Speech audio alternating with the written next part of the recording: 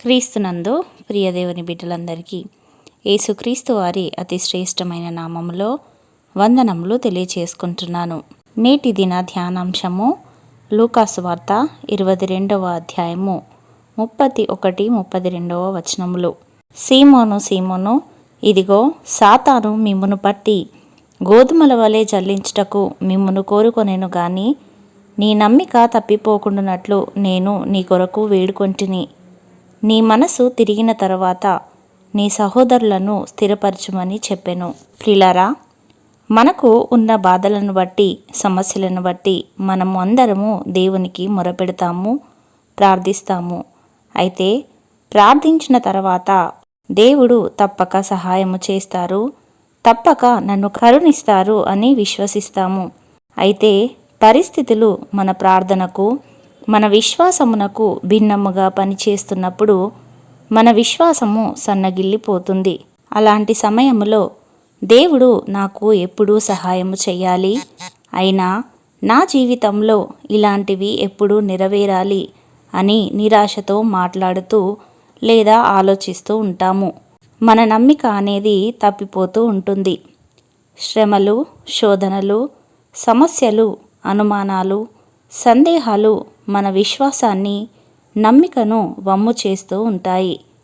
దేవుడైతే నమ్మదగిన వానిగా ఉన్నప్పటికీ కూడా మనము అట్టి నమ్మకమును కలిగి ఉండలేక అవిశ్వాసులము అవుతూ ఉంటాము. యేసుక్రీస్తు ప్రభువారు సిలువకు చేరబోతున్న చివరి గడియలు, కాపరిని కొట్టబోతున్న తరుణము అది. తాను పెంచి పోషించిన, శిక్షణ ఇచ్చిన, నడిపించిన తన చిన్న మంద చెల్లా చెదురు కాబోతున్న సమయము.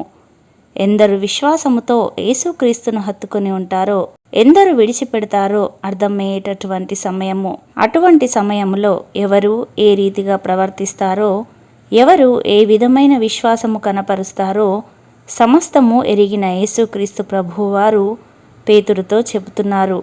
సీమోను సీమోను, ఇదిగో సాతాను మిమ్మును పట్టి గోధుమల వలె జల్లించుటకు మిమ్మును కోరుకొనెను గాని నీ నమ్మిక తప్పిపోకుండునట్లు నేను నీ కొరకు వేడుకొంటిని.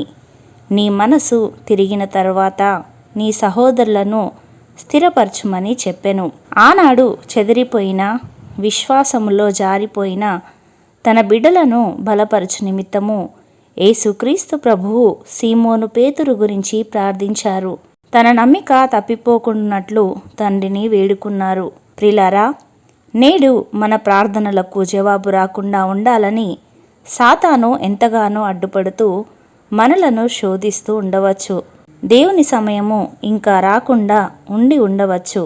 అయితే ఈ ఆలస్య సమయంలో, ఈ శోధన సమయంలో, ఈ పరీక్షా కాలములో మన నమ్మిక తప్పిపోకుండానట్లుగా, మన విశ్వాసము చెదిరిపోకుండానట్లుగా, అంతేకాకుండా మన వలె ఉన్న మన సహోదరులను బలపరచు రీతిగా మన రక్షకుడైన యేసుక్రీస్తు ప్రభువు వారు తండ్రి కుడి పార్శ్వమందు కూర్చుండి దీవారాత్రులు మన నిమిత్తము ప్రార్థిస్తూ ఉన్నారు. తగిన సమయమందు తన మహత్కార్యములను జరిగించి అనేకుల ఎదుట గొప్ప సాక్షిగా మనలను నిలువబెట్టాలని తండ్రి ఎదురుచూస్తున్నారు.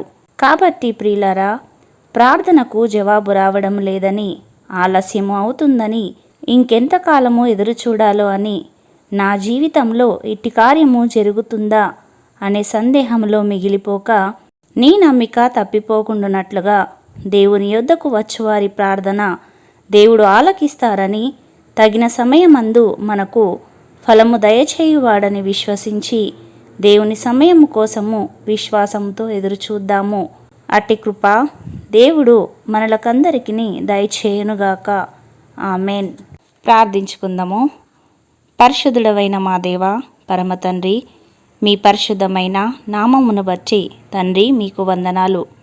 నమ్మదగిన దేవా, నమ్ముట నీ వలననైతే నమ్మువానికి సమస్తము సాధ్యము అని మీ వాక్యము సెలవిస్తుండగా, ప్రభువా, మా రక్షకుడు విమోచకుడవైన మీ యందు నమ్మికయుంచి విశ్వాసములో కదలక నిలిచినట్లు మమ్మల్ని బలపరచండి.